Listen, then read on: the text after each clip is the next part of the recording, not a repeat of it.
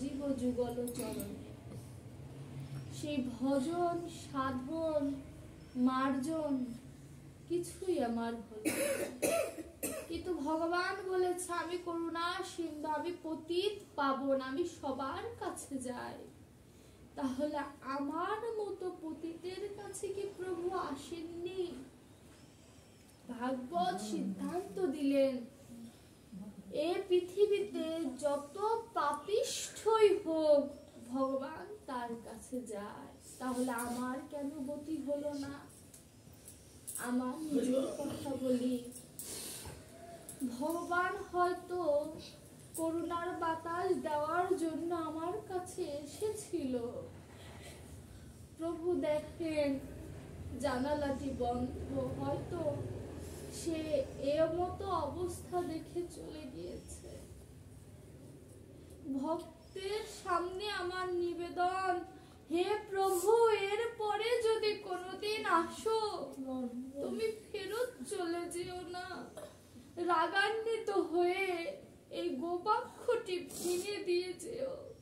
এই গোবাক্ষ দিয়ে যেন তোমার ওই করুণার বাতাস প্রবেশ করে। এই হৃদয় মন্দিরে তোমার ভজনা করার কথা ছিল প্রভু। ঠাকুর ঘরে তো ঠিকই পূজা দিয়েছি প্রভু, আমার এই হৃদয় মন্দিরে তো জ্ঞানের প্রদীপ জ্বালানো হলো না প্রভু।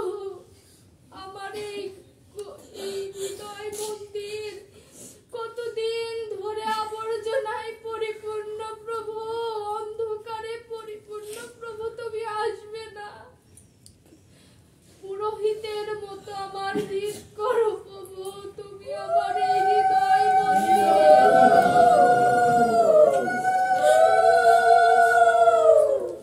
আমার এই হৃদয় মন্দিরে এসে তুমি জ্ঞানের আলো জ্বালিয়ে দিয়ে যাও প্রভু।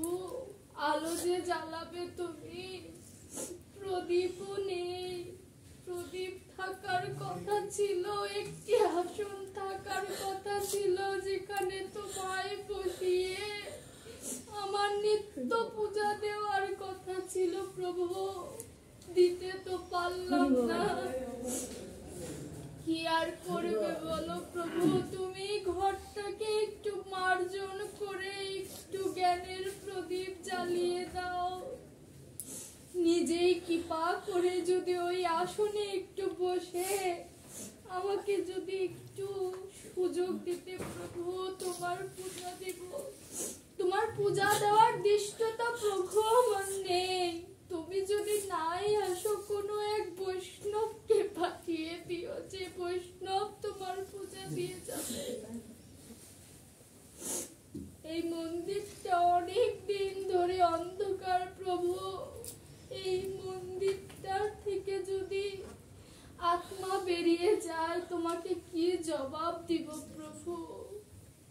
তুমি পার ঘাটে এসে আমার কাছে করে চাইলেও আমি তোমায় চিনব না প্রভু। তুমি বিনে আমার কে আছে প্রভু বলো? এই মন্দিরটা মার্জন ভজনে হয়, মার্জন ভজন করার কথা ছিল, সাধু সঙ্গ ভক্ত সঙ্গ করার কথা ছিল, কিছুই জীবনে হলো না প্রভু। তুমি আমাকে একটু দয়া করো প্রভু। আমি যদি কোনোদিন তোমার দর্শন নাও পাই, এই ভাগবত অধ্যয়ন করে অন্তত ভক্তদের হরি কথা যেন শোনানোর মতো ভাগ্য যেন আমার হয়। কোন ভক্তের কৃপায় যদি আমার একটু হলেও ভিতরে বৈরাগ্যের জ্ঞানের সৃষ্টি হয় প্রভু, তুমি শুদ্ধ ভালোবাসার একটি কিঞ্চিত কণা আমার মধ্যে দান করো প্রভু। তুমি সর্বোত্তম, তুমি সর্বশ্রেষ্ঠ, তোমার দ্বারা সব সম্ভব, তুমি সব কিছু পারো প্রভু। হরিখণ্ডের একটি একটি জায়গা দিয়ে গৌরাঙ্গ মহাপ্রভু এবং তার পার্শ্বদ কৃষ্ণ নাম করতে করতে যাচ্ছিলেন। বনের পশু তার পশুত্ব বলে হা কৃষ্ণ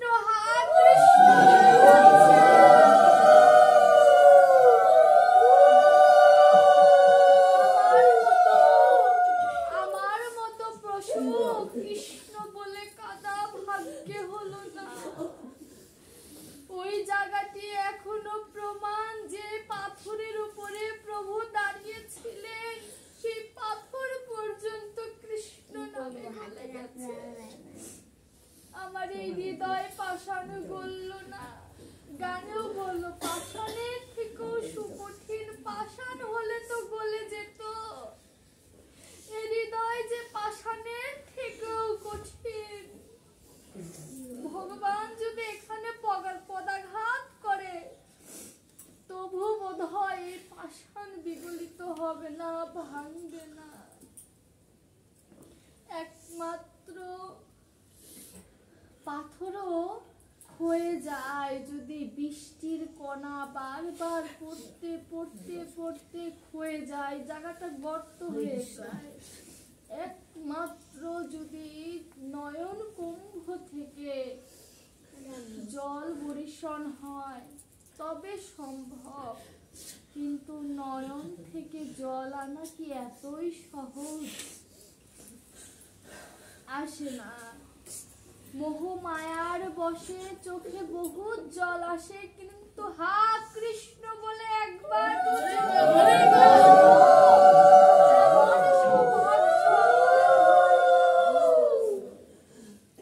তাই ভগবান বললেন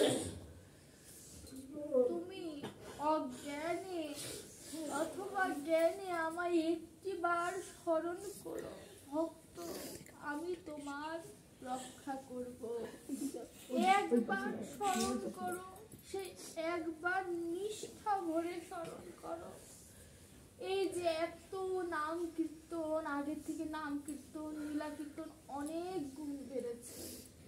24 প্রহর যে গান হয়, এত কৃষ্ণ নাম হয়, কই আমার মতো অধম তো উদ্ধার পেল না। এ নামে হবে না। কেন বললেন বৈষ্ণব পদকর্তা? কারণ নাম শুদ্ধভাবে নেওয়া হচ্ছে না। নাম নিতে হবে, এই কৃষ্ণ নাম তুমি বাহিরে শোনো আর না শোনো, যে নাম গুরু দিয়েছে, যে মন্ত্রে দীক্ষিত হন, প্রথমে একটা শব্দ থাকে ক্লিং। এই ক্লিং শব্দের মধ্যে রাধা কৃষ্ণের একটা মিশ্রণ আছে। এই শব্দটাকে উদ্ঘাটন করতে হবে, এখানেই মহিমা লুকিয়ে আছে। পরেরটুকু তো গোপনে আছে বলেই গোপনেই গুরুদেব দেয়। গোপনে গোবিন্দ ভজে সেই তো গোপী। গোপনে কিছু আছে বলেই গুরুদেব গোপনেই কিছু দেয়, সেইটাকে উদ্ঘাটন করতে হবে। এই কৃষ্ণ নামের যে মূল মহিমা গুরু মন্ত্রের মধ্যে লুকিয়ে আছে, একে উদ্ঘাটন করতে হবে। এই যে ভাগবতে প্রবেশ করার পূর্বে যে প্রবেশের টিকা, একেই যদি আত্মস্থ করা যায় না, 2-3 ঘন্টা বলা যায়। ওই যে কোনো একটা অধ্যায়ে প্রবেশের পূর্বে আমাদের জানতে হবে। একটি অধ্যায়কে আত্মস্থ করার আগে প্রয়োজন যে সেই গ্রন্থটা কি বিষয়। একটি মেয়ের সাথে একটি ছেলের বিয়ে দেওয়ার আগে মা বাবা জানে ছেলের নাম কি, বয়স কত, কোথায় বাড়ি, কি করে, কত চাকরি, কোথায় চাকরি। তদ্রূপ আমি ভাগবতটা অধ্যয়ন করব, ভাগবতের অর্থ কি, কোথা থেকে এলো, কি প্রয়োজন, কেন পড়া দরকার, সেগুলো জানতে হবে। সেগুলো জেনে ভাগবতে প্রবেশ করতে হবে। ভাগবতের নিয়ম, তুমি ভিতরে কম পড়ো, বাহিরে জানো বেশি। ভাগবত হচ্ছে এমন, যেখানে গীতার ব্যাসদেব তার শেষ লেখনী হচ্ছে ভাগবত। খুব চিন্তা ভাবনা করে ভাগবতে তিনি কলম দিয়েছেন। কি প্রয়োজন ছিল তার এই ভাগবত রচনা করা, যেখানে সর্বশ্রেষ্ঠ গীতা রয়েছে, ভগবানের মুখ মিশ্রিত বাণী। এই যে একাদশী গেল, ওই দিনই গীতা জয়ন্তী ছিল। ভগবানের মুখ মিশ্রিত বাণী, ভগবান বলেছেন ওখানে, বলেছেন ওই যে বললাম যদা যাহুদাহি, ভগবান বলেছে ওখানে আমি আসি, তার প্রমাণ ভাগবতে দিয়েছেন। গীতায় কি বললেন? অরণ্যাশ্চিন্তাং যে জনা পর্যুপাসতে তেষাং নিত্যাভিযুক্তানাং যোগক্ষেম বহাম্যহং। তিনি ভক্তের ভার বহন করে তার অপূর্ব দৃষ্টান্ত দিয়েছেন। নন্দ রাজার পাদুকা ভগবান নিজের মস্তকে ধারণ করে প্রমাণ করে দিয়েছে, হে জগৎবাসী তুমি দেখে নাও, আমি পিতার পাদুকা পর্যন্ত মাথায় ধারণ করতে পারি যদি ভক্ত আমায় একটু ভালোবাসে। নন্দরানী বাৎসল্য রসে ভগবানকে বাঁধতে চেয়েছিলেন। 2 আঙ্গুল ব্যবধান ছিল, এক ভক্তের করুণা, ভগবান ভক্তের কি সাধনা আর ভগবানের করুণা, এই যে 2 আঙ্গুল ব্যবধান ছিল। যখন নন্দরানী বললেন আমি আর পারছি না, আমার দ্বারা হবে না, এই যে স্যালেন্ডার করা না, এটি ভগবান চায়। যে বৈষ্ণব বা যে ভক্ত বলবে আমি ভক্ত, আমি সাধক, তার ভজন সাধন শেষ। ভগবান বলেছে আমাকে যদি পেতে চাও তৃণের মতো নিচু হও। নিচু, ভক্তের স্বভাব নিচু। যারা বৃন্দাবনে গিয়েছেন তারা দেখবেন ওখানকার পাতাগুলো সব নিম্নগামী, একটি পাতা উঁচু না। কেন? তারা সব সময় ভক্তদের চরণ ধুলি পাওয়ার আশায় থাকে। উদ্ধব বলেছিল না, যদি হতাম বোজের গুল্মলতা, পদাবলী কীর্তনীয়রা গায় সব গান। কেন বলেছিল ব্রজের যদি হতাম গুল্মলতা? ওই যে ভক্তরা হেঁটে যেত হা কৃষ্ণ হা রাধা বলে বলে, সেই চরণ ধুলি গুল্মলতার গায়ে লেগে গুল্মলতা জন্ম সার্থক হতো। এর জন্য বলেছে, এই যে প্রমাণ দিচ্ছেন, আরো প্রমাণ আছে। পিতাহ হমর্ষ জগত মাতা ধাতা পিতামহ, আমি পিতা, আমি পিতামহ, আমি সর্বত্র, আমি সবকিছু, তার প্রমাণ ভাগবতে দিয়েছেন। ভাগবত বৃন্দাবন লীলা শেষ করে, মানে মাধুর্যের লীলা শেষ করে যখন ঐশ্বর্যের লীলায় প্রবেশ করে, অর্থাৎ অর্জুনকে যখন বিশ্বরূপ দেখায়, তখন ওই যে পিতাহ হমর্ষ এই শ্লোকটা সার্থকতা আসে। এরকম প্রত্যেকটি শ্লোকের অর্থ তিনি ভাগবতে প্রমাণ করে দিয়েছেন। এবার প্রশ্ন হতে পারে, অর্জুনের থেকে কেন পরীক্ষিতের গুরুত্ব বেশি? জানতে হবে এটা আমাদেরকে। এবং বক্তা হিসেবেও কিন্তু ভগবানের থেকে সুখদেব গোস্বামী শ্রেষ্ঠ।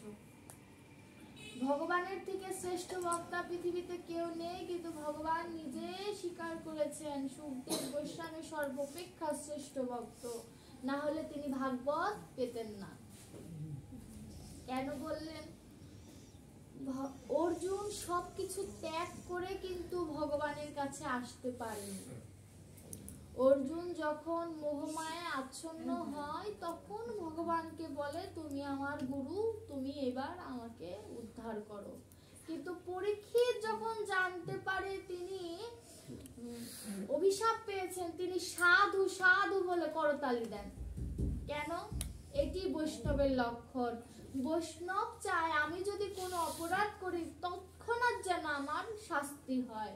কিন্তু আমার মতো আমজনতা হলে, পরীক্ষিত যদি আমাদের মতো আমজনতা হতো, তাহলে সৌনিক মুনির পায়ের কাছে ধরে বলতো আমাকে ক্ষমা করে দিন। পরীক্ষিত মহারাজ কিন্তু তা বলেনি, তিনি সাধু সাধু বলে করতালি দিয়েছে এই কারণে যে আমি ভাগ্যবান, আমি পৃথিবীর মধ্যে একমাত্র ব্যক্তি যে কিনা জানতে পেরেছি আমার 7 দিন অন্তে মৃত্যু হবে। যা ভগবান পর্যন্ত জানতেন না। তার মৃত্যু কবে হবে, তিনি তার নীলা কবে সংবরণ করবেন, তিনি পর্যন্ত জানতেন না। কিন্তু পরীক্ষিত মহারাজ জেনেছে। তিনি তার রাজ ঐশ্বর্য সবকিছু তার পুত্রের কাছে সমর্পণ করে একদম ভিখারিনী বেশে তিনি গঙ্গা তীরস্থ হন, যেটি অর্জুন করেনি। এর জন্য পরীক্ষিত মহারাজ শ্রেষ্ঠ। আর ভগবান থেকে সুখদেব গোস্বামী কেন শ্রেষ্ঠ? ভগবান যখন গীতার জ্ঞান দেন তখন তার মধ্যে মাধুর্য কাজ করেনি, ঐশ্বর্য কাজ করেছে। আর যেখানে ঐশ্বর্য থাকে ভগবান সেখানে থাকেন। আর সুখদেব গোস্বামী যখন ভাগবতের জ্ঞান পরীক্ষিতকে দিচ্ছিলেন তখন তার মধ্যে পরিপূর্ণ মাধুর্য বিরাজমান ছিল। এর জন্য ভগবান থেকে সুখদেব গোস্বামী শ্রেষ্ঠ। এবং এর জন্যই কিন্তু মূলত গীতা পাঠের থেকে ভাগবত পাঠ বেশি হয়। যদিও গীতা পাঠ করার প্রয়োজন, অত্যন্ত প্রয়োজন বর্তমান যুগের জন্য, কিন্তু ভাগবত অধ্যয়ন এ কারণেই বেশি করা হয়। ভাগবত অধ্যয়ন করলে আমাদের মধ্যে বিনয়ী ভাব, নরম স্বভাবের ভাব কাজ করে।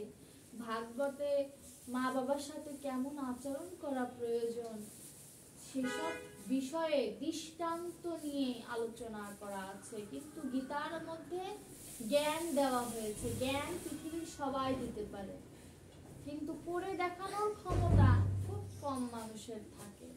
যেমন দেখবেন মন্দ কথা ছড়ায় বেশি, ভালো কথা ছড়ায় কম। এটা হচ্ছে কলিযুগের স্বভাব। কলির প্রবেশটাই ওখানে, কলির প্রবেশটাই মন্দের ভিতরে। মন্দ যেখানে থাকে কলি সেখানে প্রবেশ করে সেই মন্দের আকারটা বৃহৎ করে প্রচার বেশি করে। কিন্তু যেখানে ভালো কিছু হচ্ছে দেখবেন সেখানে শত্রুতা বেশি থাকে, সেই জিনিস প্রচার হয় কম। এটা হচ্ছে বাস্তবতা। এই সব কিছু ভগবান চিন্তা করে তিনি এই কলির জন্য এই সহজ পদ্ধতি দিয়েছেন ভাগবত। এবার বৈষ্ণব পদকর্তা বললেন, আমার এই দেহের মধ্যেই 4টি বর্ণ আছে। আমরা বলি না ব্রাহ্মণ, ক্ষত্রিয়, বৈশ্য, শূদ্র, এই নিয়ে তো আমাদের অনেক মাতামাতি। 4টি বর্ণের 4টি কাজ। ব্রাহ্মণের পূজন, ক্ষত্রিয়ের যুদ্ধ করা, বৈশ্যের ব্যবসা, শূদ্রের সেবা। এই তো বেদব্যাস, মহানামব্রতজির লেখা বেদব্যাস, আমার কথা নয়, বেদব্যাসের কাছে